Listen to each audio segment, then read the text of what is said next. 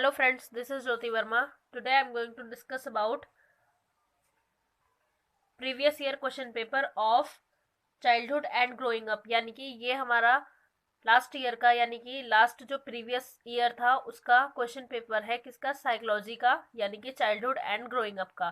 First semester BEd का ये question paper है जिसका कोड है बीएड 101। इसको आज हम डिस्कस करेंगे, जिसके अंदर हम देखेंगे किस तरीके से हमें ये क्वेश्चन पेपर अटेम्प्ट करना है और इसके अंदर किस किस टाइप के क्वेश्चंस आते हैं। तो सबसे पहले हम स्टार्ट करेंगे। इसके अंदर 5 मार्क्स के जो 5 क्वेश्चंस हमें करने होते हैं उसके अंदर आपको 8 क्वेश्चंस मिलते हैं, जिसके अंदर से आपको 5 करने होते हैं। ये चॉइसेस होती है आपकी इसके अंदर कि 8 में से आपको कोई भी 5 क्वेश्चन करने होते हैं इसमें, जो 5-5 नंबर के होते हैं। जिसमें फर्स्ट है आपका इसके अंदर किशोरावस्था के दौरान विकास की क्या विशेषताएं हैं, यानी कि what are the characteristics of development during adolescence, यानी कि जो 16-17 साल की जो एज होती है, अडोलेसेंस पीरियड होता है, उस टाइम पर जो विकास होता है बच्चों का वो किस तरीके से होता है, उसके क्या क्या कैरेक्टरिस्टिक्स हैं, क्या क्या विशेषताएं हैं, इसको आपको लिखना है। सबसे पहले आपको एडोलेसेंस पीरियड के बारे में डिफाइन करना है। उसके बाद आप नंबर वाइज नंबर 1, 2, 3, 4 इस तरीके से करके आप इसके कैरेक्टरिस्टिक को डिफाइन करेंगे और उसके बाद आप इस क्वेश्चन का कंक्लूजन लिखेंगे। सेकेंड है आपका इसके अंदर बी, जिसके अंदर है how does growth differ from development, विकास के वृद्धि किस प्रकार भिन्न है, मतलब विकास जो है वो किस प्रकार भिन्न है वृद्धि से। जो वृद्धि होती है वो आपकी फिजिकल लेवल पे होती है कि आप 19-20 साल तक जो आपकी ग्रोथ होती है, मतलब हाइट का बढ़ना, आपके वेट का बढ़ना, ये चीजें जो होती हैं ये आपकी ग्रोथ में आती हैं। लेकिन जो आपका डेवलपमेंट है ये अदर इसके पार्ट्स होते हैं, जैसे कि आपका फिजिकल डेवलपमेंट होता है, आपका मेंटल डेवलपमेंट होता है, आपका कल्चरल डेवलपमेंट होता है, एजुकेशनल डेवलपमेंट होता है। इसमें कई प्रकार के डेवलपमेंट आपके शामिल होते हैं। बेसिकली आपका सबसे पहले लैंग्वेज डेवलपमेंट और फिजिकल डेवलपमेंट स्टार्ट होता है जब आपका बर्थ होता है, उसके बाद से। लेकिन ये डेवलपमेंट कब तक चलता है, ग्रोथ एक समय पर आके रुक जाती है। 20-22 साल तक आपकी जो ग्रोथ होती है वो आके रुक जाती है। लेकिन जो डेवलपमेंट होता है वो जब तक आपकी, मतलब वॉर्म टू टर्म डेवलपमेंट, वॉर्म से मतलब गर्भ से लेके आपके कब्र तक, मतलब जब आप जन्म लेंगे और उसके बाद आपकी मृत्यु तक आपका डेवलपमेंट चलता रहता है।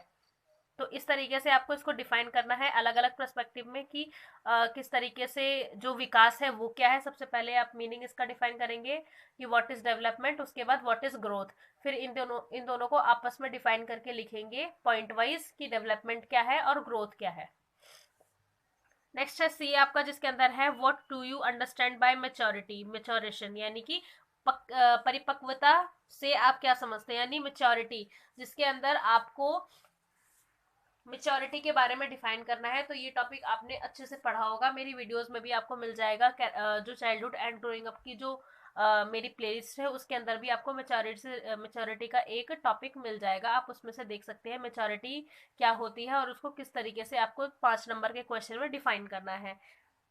ई है डी है आपका, इसके अंदर लिंग भूमिका को परिभाषित कीजिए, यानी कि डिफाइन जेंडर रोल्स। इसके अंदर आपको इंग्लिश का वर्ड पढ़ना पड़ेगा कि ये जेंडर रोल बोल रहा है या फिर इसका बायोलॉजिकल फैक्टर बोल रहा है, क्योंकि लिंग जो होता है वो एक तरीके से हिंदी में तो सेम मीनिंग होता है, लेकिन जेंडर और सेक्स ये दोनों इंग्लिश में अलग अलग होते हैं। लेकिन आपको ये देखना होगा कि ये किस चीज के बारे में बेसिकली पूछ रहा है। तो इसके अंदर जेंडर रोल्स पूछ रहा है, जो समाज ने निर्धारित किए हैं कि आपके जेंडर रोल्स क्या है। अगर वुमेन है तो वो क्या काम करेगी, अगर मैन है तो वो क्या काम करेगा।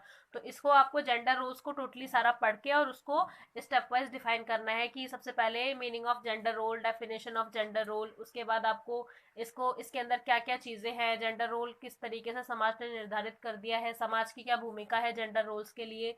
ये सारे टॉपिक्स आपको पॉइंट्स लिखकर चलने होंगे। इसकी भी वीडियो आपको मिल जाएगी, जैसा कि मैंने चाइल्डहुड एंड ग्रोइंग अप के सारे टॉपिक्स क्लियर करवा रखे हैं, तो आप मेरी प्लेलिस्ट में जाकर देख सकते हैं सारी वीडियोस। नेक्स्ट है ई, जिसके अंदर है what is socialisation, discuss the importance, समाजीकरण क्या है, इसके महत्व की चर्चा कीजिए, यानी कि समाजीकरण। सबसे पहले आपको मीनिंग ऑफ सोशलाइजेशन यानी कि समाजीकरण का अर्थ डिफाइन करना होगा कि समाजीकरण बेसिकली होता क्या है। उसके बाद आपको इसका महत्व की समाजीकरण की इंपॉर्टेंस क्या है। जब बच्चे का जन्म होता है तो वो समाज में, अपने परिवार में किस तरीके से रहता है, क्या क्या चीजें सीखता है, उसके डेवलपमेंट में, उसकी ग्रोथ में, मतलब फिजिकली ग्रोथ हो गई या अलग चीजें हैं जैसा कि मेंटल डेवलपमेंट है, कॉग्निटिव डेवलपमेंट है और लैंग्वेज डेवलपमेंट है। तो इन सारी जो समाज है, इन सारी चीजों पर समाज का क्या प्रभाव पड़ता है, सोशलाइजेशन किस तरीके से बच्चों का होता है, ये चीजें आपको इसके अंदर डिफाइन करनी है। नेक्स्ट है आपका, what do you understand by peer influences, how do they influence socialisation process. यानी कि जो सहपाठी पीर होते हैं, जो आपका फ्रेंड्स ग्रुप होता है, उसको पीर ग्रुप बोला जाता है। सहपाठी के प्रभाव से आप क्या समझते हैं। सबसे पहले व्हाट इज पीर ग्रुप, यानी कि आपको सबसे पहले क्या डिफाइन करना है कि जो पीर ग्रुप होता है वो क्या होता है।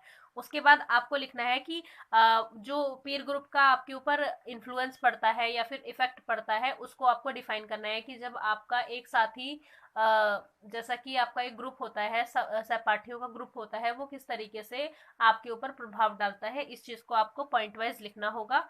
उसके बाद ये समाजीकरण की प्रक्रिया को किस प्रकार प्रभावित करते हैं, मतलब समाजीकरण की प्रक्रिया में ये जो पीर ग्रुप होता है वो किस तरीके से प्रभाव डालता है इसकी प्रोसेस पर। तो ये चीजें आपको इसके अंदर डिफाइन करनी है। नेक्स्ट है आपका जी, जिसके अंदर है what are the main issues about creating awareness about the right of the child.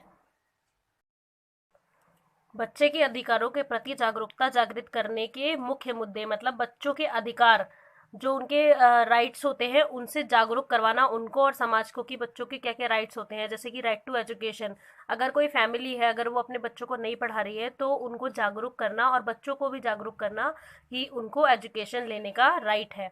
तो इस चीज़ के बारे में इस क्वेश्चन के अंदर लिखना है कि बच्चों के अधिकारों को जो उनके अधिकार है उनसे उनको जागृत करवाना, इसके क्या क्या मुख्य मुद्दे हैं इसके बारे में इसके अंदर डिटेल में लिखना है। लास्ट क्वेश्चन है हमारा इसके अंदर, discuss the role of NGOs in protect of child, protection of child rights, मतलब जो एनजीओज हैं वो किस तरीके से बच्चों के जो राइट्स हैं उनको प्रोटेक्ट करते हैं। बाल अधिकारों के संरक्षण में गैर सरकारी संस्थाओं की भूमिका की चर्चा कीजिए। इसके अंदर जो एनजीओ के रोल होते हैं बच्चों के राइट्स को प्रोटेक्ट करने के लिए, वो किस तरीके से अपना रोल निभाते हैं, इसके बारे में इसके अंदर लिखना है। मतलब ये हमारे टोटली सारे ऐसे छोटे टॉपिक्स हैं जो 5-5 नंबर में आएंगे। मतलब आपको इससे एक आइडिया मिल जाएगा कि किस तरीके से आपको क्या क्या क्वेश्चंस अटेम्प्ट करने हैं और शॉर्ट क्वेश्चंस में क्या क्या क्वेश्चंस आ सकते हैं।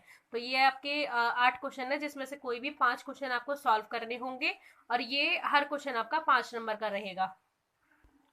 आगे हम देखेंगे हमारा सेकंड क्वेश्चन जिसके अंदर है what are the main principles of development, यानी विकास के मुख्य नियम क्या है या फिर मुख्य सिद्धांत क्या है।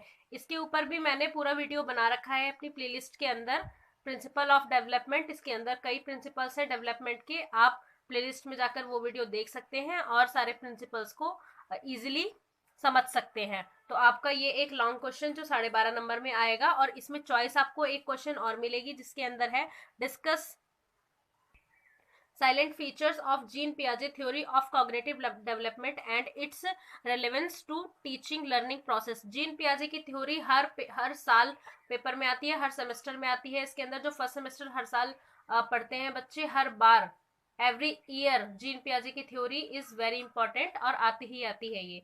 तो इसके अंदर आपको टोटली जीन पियाजे के जो भी सारे स्टेप्स हैं, जैसे सेंसरी मोटर स्टेज और भी मतलब 4 स्टेजेस हैं इनकी, तो ये चारों स्टेजेस आपको अच्छे से पता होनी चाहिए और इनके बारे में टोटली सारी डिटेल्स पता होनी चाहिए। आपको अच्छे से पढ़नी है जीन पियाजे की थ्योरी और वो किस तरीके से जो इसके सिद्धांत हैं इसको भी लिखना है और इसकी मुख्य विशेषताएं बतानी है और अधिगम या फिर अध्यापन यानी टीचिंग और लर्निंग में इसकी जो प्रक्रिया है, प्रोसेस है, इसको भी लिखना है। तो टोटली ये आपका लगभग 8 से 9 पेजेस का पूरा क्वेश्चन एक रेडी होगा, लेकिन आपको इसमें इतने पॉइंट्स बनाने हैं कि आपका एक क्वेश्चन अच्छे से रेडी हो जाए।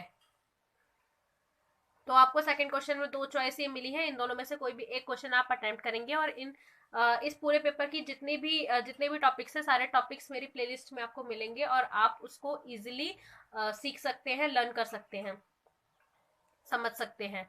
थर्ड क्वेश्चन है हमारा इसके अंदर, discuss the role of parents and teachers in the overall physical development of the child. मतलब जो पेरेंट्स के और टीचर्स के रोल होते हैं बच्चे के फिजिकल डेवलपमेंट में, उसको आपको इसके अंदर लिखना है। सबसे पहले आप फिजिकल डेवलपमेंट के बारे में लिखेंगे, उसका जो इंट्रो है वो लिखेंगे। उसके बाद किस तरीके से टीचर्स, जो फिजिकल डेवलपमेंट होता है बच्चे का वो किस तरीके से होता है, और उसमें पेरेंट्स का और टीचर्स का क्या क्या रोल होता है, इसकी वीडियो मैंने बना रखी है और आप इसको इजिली पूरा टॉपिक समझ सकते हैं। उस वीडियो के जरिए आपको प्लेलिस्ट के अंदर ये वीडियो मिल जाएगी और आप एक बड़ा क्वेश्चन इसमें रेडी कर सकते हैं।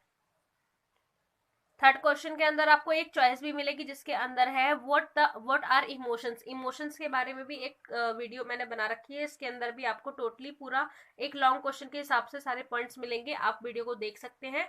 What are emotions, what are different stages of emotional development. संवेग क्या है, संवेगात्मक विकास की विभिन्न अवस्थाएं क्या है। मतलब इसकी जितनी भी अवस्थाएं हैं वो सारी आपको इसके अंदर लिखनी है और इजिली सारे पॉइंट्स को आपको इसके अंदर ऐड करके एक लॉन्ग क्वेश्चन को रेडी करना है।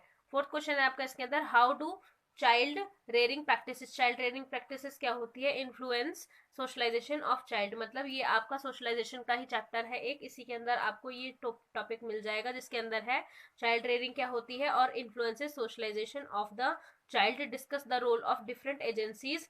डिफरेंट एजेंसीज जो होती हैं वो किस तरीके से बच्चों की जो अवेयरनेस है उसको किस तरीके से बढ़ाती हैं, रिगार्डिंग अवेयरनेस अबाउट इट। मतलब बच्चों के लालन पालन के तरीके बच्चे के समाजीकरण को किस प्रकार प्रभावित करती है, इसके विषय में जागरूकता पैदा करने के लिए संस्थाओं की भूमिका। मतलब संस्थाओं की भूमिका, जो संस्था है सारी वो किस तरीके से अपनी अपनी भूमिका अदा करती हैं। तो आपका ये लॉन्ग क्वेश्चन इजी वे में तैयार हो जाएगा क्योंकि इसके अंदर कई संस्थाओं के बारे में आपको लिखना पड़ेगा। तो आप इसके अंदर इजीली सारे पॉइंट्स को ऐड कर सकते हैं और एक लॉन्ग क्वेश्चन रेडी कर सकते हैं। इसकी वीडियो भी आपको प्लेलिस्ट के अंदर मिल जाएगी। नेक्स्ट आप इसी का एक चॉइस में लेंगे जिसमें है what kind of culture and social differences are relevant in our classrooms. मतलब ऐसे कौन कौन से अलग अलग कल्चर हैं सोसाइटी के जो इसको आपस में डिफरेंट बनाते हैं और क्लासरूम के अंदर ये होते हैं। How could they be used as strength by the teachers in managing and in inclusive classroom. यानी कि हमारी कक्षा कक्ष में किस प्रकार की संस्कृति तथा सामाजिक विभिन्नताएं, मतलब सोशियो कल्चरल एक तरीके से विभिन्नताएं होती हैं। एक अध्यापक इन्हें एक समावेशी कक्षा कक्ष का प्रबंधन करने में एक ताकत की तरह किस प्रकार प्रयुक्त कर सकता है। इसकी वीडियो भी आपको मिल जाएगी और आप प्लेलिस्ट के अंदर सारी वीडियोस देखकर और उसको एक साथ मर्ज करके एक लॉन्ग क्वेश्चन किस तरीके से रेडी करना है ये आप देख सकते हैं।